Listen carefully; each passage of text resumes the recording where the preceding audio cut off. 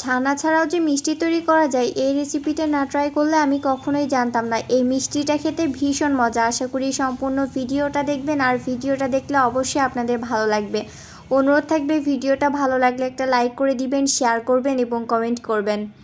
যারা ইউটিউব থেকে আমার এই ভিডিওটা দেখবেন তারা অবশ্যই আমার ইউটিউব চ্যানেলটা সাবস্ক্রাইব করে দিবেন এবং পাশে থাকা বেল বাটনটা অন করে রাখবেন। আর যারা ফেসবুক পেজ থেকে আমাকে দেখছেন তারা অবশ্যই আমার ফেসবুক পেজটা ফলো দিয়ে রাখবেন।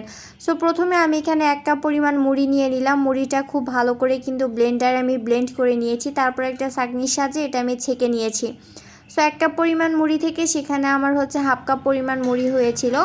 অন্যদিকে একটা ফ্রাই প্যান এখানে দিয়ে দিলাম 1 কাপ পরিমাণ হচ্ছে লিকুইড মিল্ক। তার মধ্যে দিয়ে দিলাম হচ্ছে 2 টেবিল চামচ পরিমাণ চিনি। তারপর দিয়ে দিলাম সেই ব্লেন্ড করে রাখা মুড়িটা। সো মুড়িটা দেওয়ার পর এটা খুব ভালো করে কিন্তু মিশিয়ে নিতে হবে। এই পর্যায়ে অ্যাড করে দিচ্ছি 2 চামচ পরিমাণ ময়দা, এটা বাইন্ডিংয়ের জন্য। আপনারা চাইলে ময়দার পরিবর্তে এখানে আটাও দিতে পারেন অথবা গুঁড়া দুধও দিতে পারেন। দেওয়ার পর এটা খুব ভালোভাবে কিন্তু নেড়েচেড়ে মিশিয়ে নিতে হবে। সো এই পর্যায়ে কিন্তু কোনোভাবে চুলার আঁচটা বাড়িয়ে দেওয়া যাবে না, মিডিয়াম লোতে রাখতে হবে। খুব বেশি বাড়িয়ে দিলে কিন্তু নিচ থেকে এটা পুড়ে যাবে। সো লাস্টে নামানোর আগে অ্যাড করে দিচ্ছি 1 টেবিল চামচ পরিমাণ ঘি। ঘি দেওয়ার কারণে মিষ্টিটাতে কিন্তু খুব সুন্দর একটা ফ্লেভার অ্যাড হবে।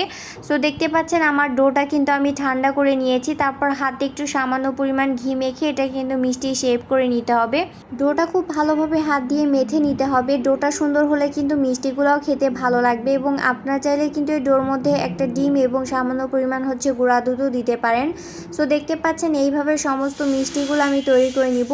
অন্যদিকে চুলাতে একটা হাঁড়ি বসিয়ে দিয়ে এখানে 2 কাপ পরিমাণ পানি দিয়ে দিলাম। তারপর এখানে দিয়ে দিচ্ছি 1/2 কাপ পরিমাণ চিনি এবং হচ্ছে 2 থেকে 3টা এলাচ।